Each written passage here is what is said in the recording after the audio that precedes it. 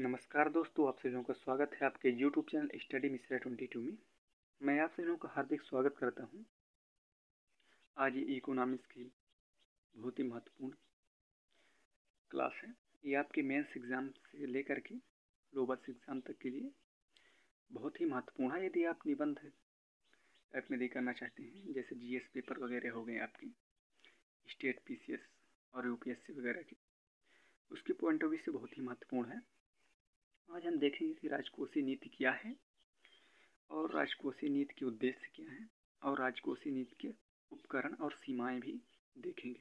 ठीक है, point wise इसलिए लास्ट तक बने रहिए। यदि वीडियो आपको पसंद आती है तो वीडियो को लाइक कीजिएगा, सब्सक्राइब कीजिएगा तथा शेयर करना मत भूलिएगा।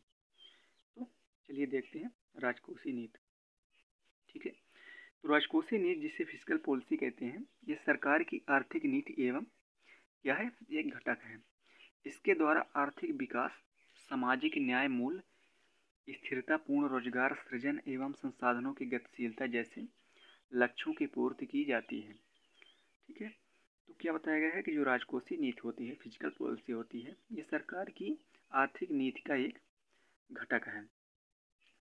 इसके द्वारा क्या होता है कि आर्थिक जो विकास है, जो आर्थिक विकास होता है उसमें सामाजिक न्याय हो गया, मूल्य स्थिरता हो गया, पूर्ण रोजगार हो गया, सृजन एवं संसाधन की गतिशीलता जैसे लक्ष्यों को क्या किया जाता है, पूरा किया जाता है। ठीक है, आगे राजकोषीय नीति जो है, राजकोषीय नीति कर एवं कराधान, सार्वजनिक व्यय एवं ऋण जैसे उपकरणों की सहायता से अपने लक्ष्य की प्राप्ति करता है। तो जो राजकोषीय नीति होता है ये क्या करता है, तो राजकोषीय नीति कर एवं कराधान, कर जैसे आप टैक्स वगैरह हो गए, ठीक है, कराधान जैसे सार्वजनिक, एवं व्यय एक ऋण जैसा उपकरण है। ऋण जैसा क्या है, एक उपकरण है जिसकी सहायता से अपने लक्ष्य की प्राप्ति किया जाता है, ये करती है।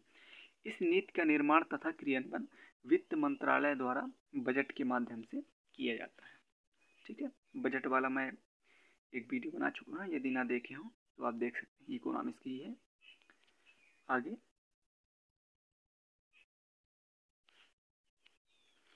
राजकोषीय नीति वित्त वर्ष में एक बार बजट के माध्यम से प्रस्तुत होता है। ठीक है, प्रस्तुत करता है। इस नीति के को आय एवं व्यय की नीति, बजटीय नीति तथा कराधान नीति के नाम से भी जाना जाता है। राजकोषीय नीति राष्ट्र के विकास रणनीति के केंद्र में रहती है। एक राष्ट्र के आर्थिक लक्ष्यों की प्राप्ति में राजकोषीय नीति का प्रमुख योगदान होता है। जैसे मान लीजिए, इसमें बताया गया है कि जो राजकोषीय नीति है ये एक वर्ष में एक बार आता है। ठीक है, तो आपके जो वर्तमान में आते कौन थे, आपके वित्त मंत्री, तो निर्मला सीतारमण जी थी।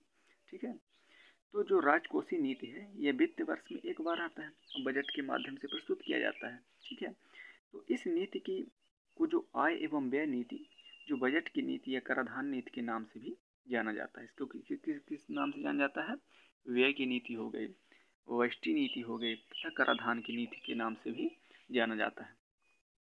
और जो राजकोषीय नीति है वो राष्ट्र के विकास एवं रणनीति के केंद्र में रहती है। कहाँ रहती है, विकास एवं रणनीति के केंद्र में रहती है।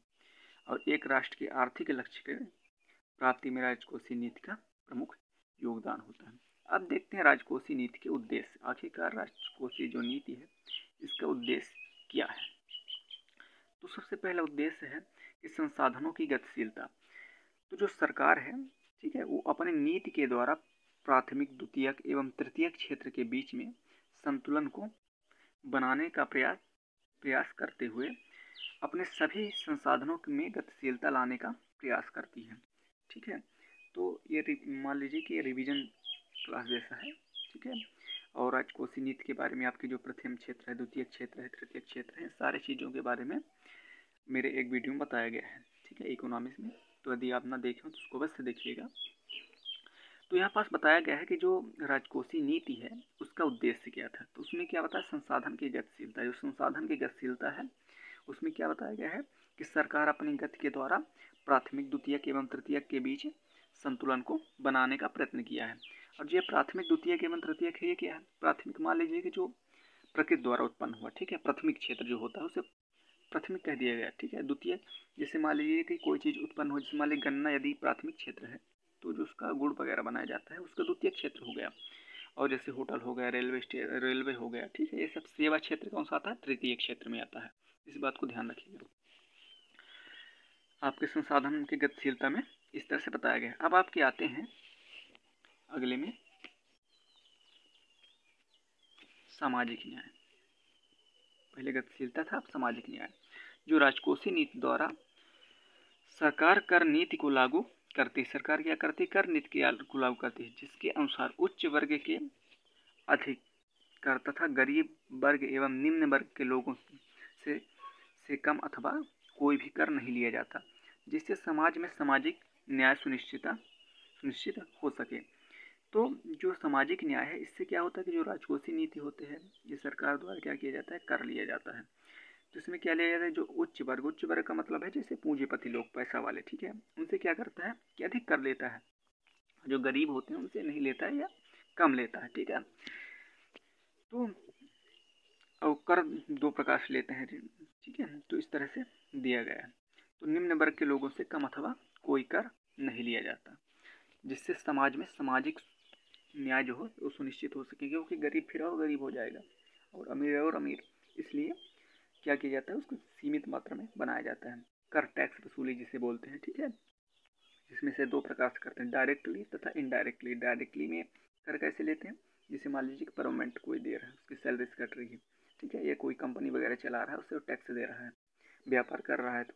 और इनडायरेक्टली जैसे मान लीजिए कि आप कोई भी सामान परचेस करते हैं, चाहे आप छोटे छोटे शैम्पू से लेकर के कोई भी सामान आप यूज करते हैं, हर एक कोलगेट पेस्ट हो, कोई भी हो, सब में टैक्स जुड़ा होता है, जीएसटी टैक्स, ठीक है। इस बात को ध्यान रखिएगा।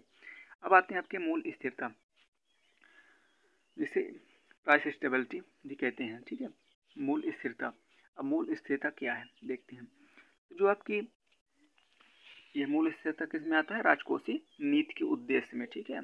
तीसरा नंबर राजकोषीय नीति के उद्देश्य में आता है मूल स्थिरता, ठीक है, प्राइस स्टेबिलिटी,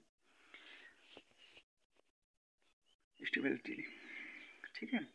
में मूल स्थिरता बनाए रखना मौद्रिक नीति के अंतर्गत आता है, परंतु स्थिरता को बनाए रखना राजकोषीय नीति का भी उद्देश्य है। जो स्थिरता उसको बनाए रखना क्या है?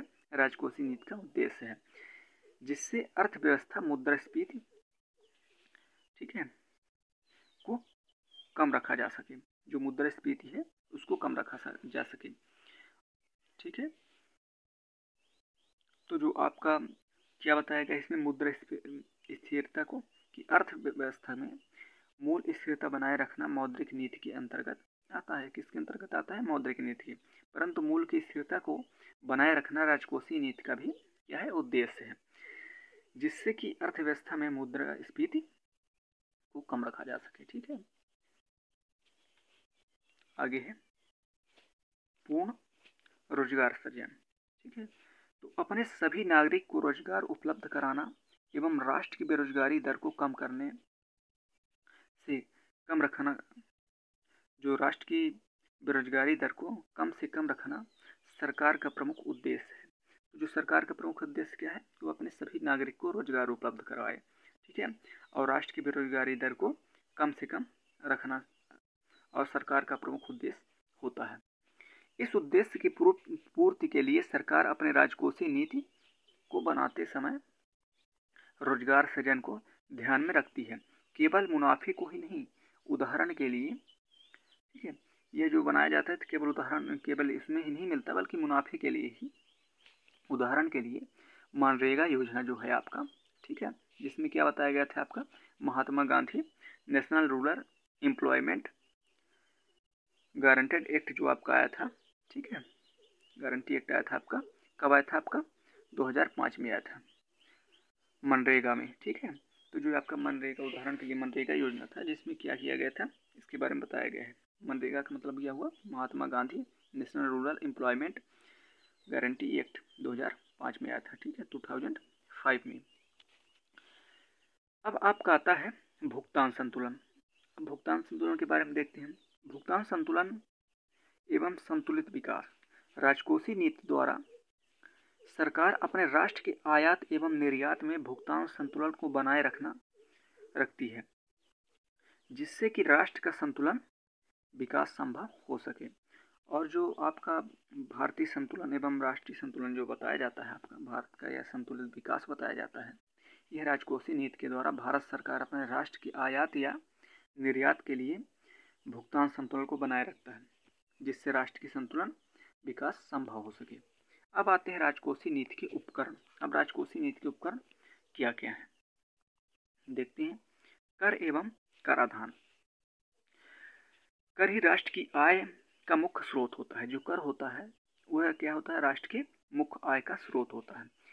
कर एवं कराधान नीति के द्वारा एक प्रकार से सरकार राष्ट्र की क्या करती है, एक प्रकार सरकार क्या करती है, राष्ट्र की आय निर्धारित करती है। करों को निर्धारित करते समय सामाजिक न्याय एवं संतुलन विकास जैसे उद्देश्य की पूर्ति की जाती है। तो जो राष्ट्र कर एवं कराधान होता है, यह कर क्या होता है कि राष्ट्र की आय का मुख्य स्रोत होता है। कर एवं कराधान नीति के द्वारा एक प्रकार से सरकार राष्ट्र की क्या करता है, आय को निर्धारित करती है और कर एवं कराधान निर्धारित सामाजिक न्याय एवं संतुलन विकास जैसे उद्देश्यों की क्या करती है, पूर्ति करती है। अब देखते हैं सार्वजनिक व्यय। अब सार्वजनिक में शासन क्या व्यय करती है। तो सार्वजनिक व्यय है, सरकार जो होती है वो सार्वजनिक व्यय की घोषणा करके आने वाले साल के लिए अपने खर्चे एवं विस्तृत ब्यौरा प्रस्तुत करता है। ठीक है, इसे कब पता चलता है कि सरकार किस प्रकार से कितना व्यय करने वाली है। ठीक है, तो जो ये सार्वजनिक व्यय क्या है कि सरकार जो सार्वजनिक व्यय की घोषणा करके आने वाले साल के लिए क्या करते हैं, अपने खर्चे का एक विस्तृत ब्यौरा प्रस्तुत करती है, जिसे बजट के माध्यम से प्रस्तुत करती है। अच्छा, यहाँ पास बजट का नाम आ गया है तो मैं आपसे एक क्वेश्चन पूछता हूँ, आप कमेंट बॉक्स में बस बताइएगा कि बजट के माध्यम से जो 2022 में जो बजट आया है उसमें से भारत को कितने प्रतिशत का घाटा हुआ है, राजकोषीय घाटा। ठीक है, ये आप कमेंट बॉक्स में बस बताइएगा। फिलहाल आते हैं क्वेश्चन में कि जो यह सार्वजनिक व्यय की घोषणा करके आने वाले साल के लिए जो अपने खर्चे का एवं विस्तृत ब्यौरा प्रस्तुत करती है, इससे यह पता चलता है कि सरकार किस क्षेत्र में कितना व्यय करने वाली है। ठीक है, अब आता है सार्वजनिक ऋण। सरकार सदा ही मुनाफे में नहीं रहती, जो सरकार होती है सदा ही मुनाफे पर नहीं रहती। जब कुल व्यय कुल आय से अधिक होती है तो ऐसी स्थिति में घाटे का वित्त पोषण करने के लिए सार्वजनिक ऋण लिया जाता है। देखिए, तो क्या होता है कि जब सरकार हमेशा ही तो मुनाफे में नहीं रहती, कभी कभी घाटा में भी हो सकती है। जैसे कि बताया गया है कुल व्यय कुल आय से अधिक हो जाए। जैसे व्यय, इसका मतलब है कि कुल व्यय कुल आय से अधिक हो जाए, मतलब कि आप कोई चीज़ ज़्यादा खरीद रहे हैं, आपके पास पैसा कम है, तो उस स्थिति में क्या होगा, उसकी मूल स्थिति वित्तीय क्या हो जाएगी, बढ़ जाएगी, उसकी मूल्य बढ़ जाएगी, ऑलरेडी बढ़ जाएगी। जिससे क्या होता है, राजकोषीय घाटे का वित्तीय पोषण करने के लिए सार्वजनिक ऋण लिया जाता है। तो फिर इससे क्या किया जाता है, शासन सार्वजनिक ऋण लेता है। जैसे कोरोना काल में ही आपने देखा, तो सरकार सार्वजनिक ऋण दो प्रकार से प्राप्त करती है। पहले आंतरिक, जो कि राष्ट्र के लोगों से ही बॉन्ड के माध्यम से लिया जाता है। पहला तो वो कि जिससे शासन बॉन्ड के माध्यम से अपने सार्वजनिक लोगों से लेता है, एवं बाहरी ऋण जो कि अन्य देशों के अंतर्राष्ट्रीय संस्थाओं से लिया जाता है। दूसरा किससे लिया जाता है, दूसरे राष्ट्रों से लिया जाता है। ये तो अपने ही देश से वो लेगी शासन। अब आते हैं आपके निवेश एवं विनिवेश नीति। नए रोजगार सृजन एवं अपने आय को बढ़ाने के लिए सरकार राजकोषीय नीति में आने वाले वर्ष के लिए निवेश एवं विनिवेश को बात करके ये स्पष्ट करती है, क्या स्पष्ट करती है, जो आपके नए रोजगार हो गए, उसके सृजन हो गए, उसको अपनी आय में बढ़ने के लिए जो सरकार राजकोषीय नीति में आने वाले वर्ष के लिए निवेश करती है, ठीक है, एवं विनिवेश करती है, इस बात कर से स्पष्ट करती है। ठीक है, इस बात को किससे स्पष्ट करती है, तो आपके कर से स्पष्ट करती है कि इस क्षेत्र में कितना निवेश एवं किस क्षेत्र में कितना निवेश तथा किस क्षेत्र में कितना विनिवेश किया जाएगा। भारत के संदर्भ में राजकोषीय नीति अपने व्यापकता एवं प्रभावशाली के कारण विकास रणनीति के केंद्र में आवश्यक है। तो जो आपका अपना भारत देश है, ठीक है, वह व्यापक एवं प्रभावशाली के कारण क्या है, विकास रणनीति के केंद्र में आवश्यक है, परंतु इसकी कुछ सीमाएं भी है। आइए संक्षिप्त में इन सीमाओं पर एक नज़र डालते हैं। आइए कुछ सीमाएं भी दी गई है, उन सीमाओं के बारे में देखते हैं। सर्वप्रथम है आपका राजकोषीय नीति की सीमाएं। तो नीति की आवश्यक उसके लागू होने तथा उसके प्रभावी होने के काफ़ी समय का लग जाना। जो नीति की आवश्यकता है, आखिरकार सीमा क्या है? जैसे मान लीजिए कि इस नीति ने एक नीति को सरकार ने लागू कर दिया, तो ये आवश्यक है कि उसके लागू होने तक, उसके प्रभावी होने में काफ़ी समय लगेगा कि उसको हर लोगों तक जानना, हर लोग उसको मतलब एक्सेप्ट करें, यह काफ़ी समय लग सकता है। दूसरी बात कही है कि सरकार ने लोक लुभावन कार्यक्रमों एवं योजनाओं के कारण व्यय में वृद्धि होती है। तो शासन की खर्चा कहाँ से होता है? जैसे आपको कोई योजना का लाभ हुआ, ठीक है, ये सारी चीज़ें किससे होता है? आपके सरकार द्वारा, ठीक है, कारण व्यय में वृद्धि होती है, जिससे राजकोषीय नीति पर प्रतिकूल प्रभाव पड़ता है। इससे क्या होता है? राजकोषीय नीति पर प्रतिकूल प्रभाव पड़ता है, ठीक है। अब देखते हैं राजकोषीय नीति से न तो ब्याज दर प्रभावित होता है और न ही उपभोक्त व्यवहार, अतः राजकोषीय नीति बहुत सीमित होती है। तो जो आपकी राजकोषीय नीति है, इससे न तो ब्याज दर प्रभावित होती है और न ही उपभोग का व्यवहार, अतः राजकोषीय नीति बहुत सीमित होती है। राजकोषीय नीति क्या होती है? बहुत ज़्यादा सीमित होती है, ठीक है। तो राजकोषीय नीति क्या होती है?